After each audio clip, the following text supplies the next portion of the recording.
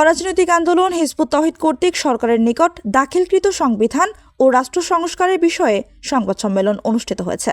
বুধবার সকাল 11টায় জাতীয় প্রেস ক্লাবের জহুরুল হক হলে এই সংবাদ সম্মেলন অনুষ্ঠিত হয়।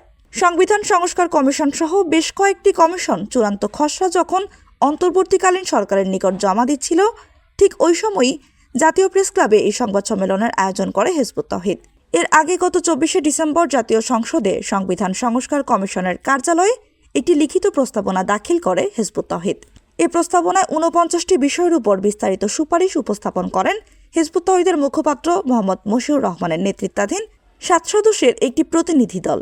বিষয়টি নিয়ে বুধবারের সংবাদ সম্মেলনে সবিস্তারে আলোকপাত করেন আন্দোলনটির নেতৃবৃন্দ। সংবাদ সম্মেলনে হিজবুত তৌহিদের পক্ষ থেকে স্পষ্টভাবে উল্লেখ করা হয়, বিপ্লবের অর্থ হল আমূল পরিবর্তন। ছাত্র জনতার বিপ্লব তখনই সফল হবে যখন মৌলিক পরিবর্তন আনা হবে। যদি কোনো মৌলিক পরিবর্তন না ঘটে তবে ওই বিপ্লব ব্যর্থ হবে।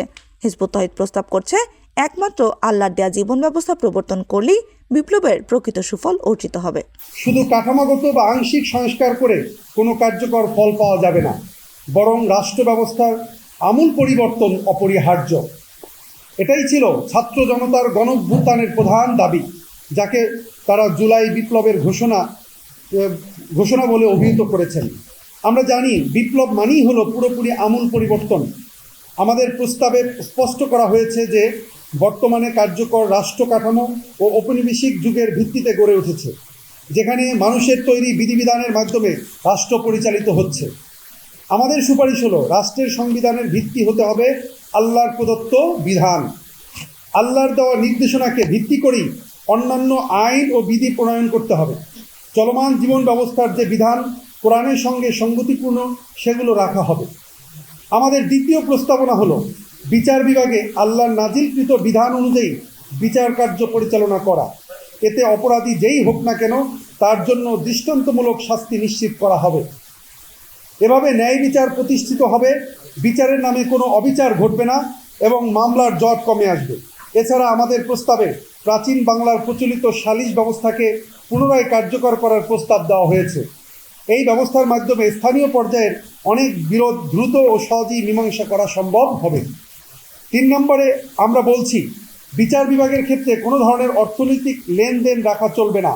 বাদী বিবাদী উভয়ের মামলার খরচ রাষ্ট্র বহন করবে। আমাদের চতুর্থ প্রস্তাবনা অর্থনীতির ক্ষেত্রে।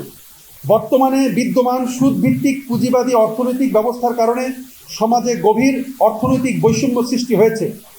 গুটি কয়েক লোকের হাতে বিপুল পরিমাণ সম্পদ জমা হওয়ায় সাধারণ মানুষের মধ্যে বিভাজন এবং সংকট তীব্র হয়েছে।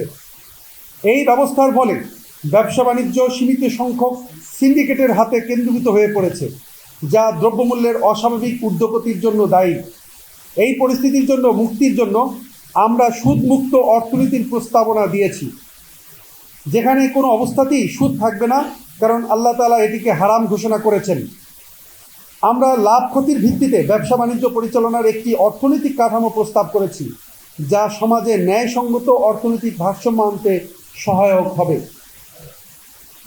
বর্তমানে আমাদের দেশে যে শিক্ষা ব্যবস্থা চলমান তা ঔপনিবেশিক যুগের বস্তুবাদী এবং ভোগবাদী চিন্তাধারার উপরে প্রতিষ্ঠিত। বর্তমানে 2টি শিক্ষা ব্যবস্থা চালু আছে, একটি মাদ্রাসা শিক্ষা এবং অন্যটি সাধারণ শিক্ষা। মাদ্রাসা শিক্ষার মাধ্যমে ইসলামের বুনিয়াদী শিক্ষা যথাযথভাবে দেওয়া হয় না, বরং বিতর্কিত বিষয়গুলোর উপরে বেশি গুরুত্ব দেওয়া হয়, যা মাদ্রাসার আলেমদের মধ্যে দ্বন্দ্ব সৃষ্টি করছে। অন্যদিকে সাধারণ শিক্ষায় ধর্মীয় শিক্ষাকে প্রায় বাদ দেওয়া হয়েছে এবং নৈতিকতা, দেশপ্রেম ইত্যাদি বিষয় অনুপস্থিত। ফলে শিক্ষিতরা দুর্নীতি, অর্থ পাচার এবং অন্যান্য অর্থনৈতিক কর্মকাণ্ডে জড়িয়ে পড়ছে।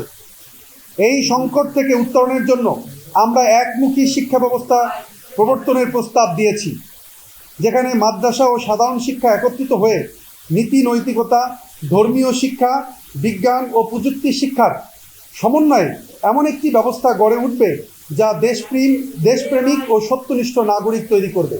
সংবাদ সম্মেলনে মুখ্য ভূমিকা পালন করেন সংগঠনের মুখপাত্র ও মহিলা বিভাগের সভাপতি রুফায়দা পান্নী। প্রস্তাবনা বিষয়ে মূল বক্তব্য উপস্থাপন করেন হিজবুত তৌহিদের ঢাকা বিভাগের সভাপতি ডাক্তার মাহবুব আলম মাহফুজ।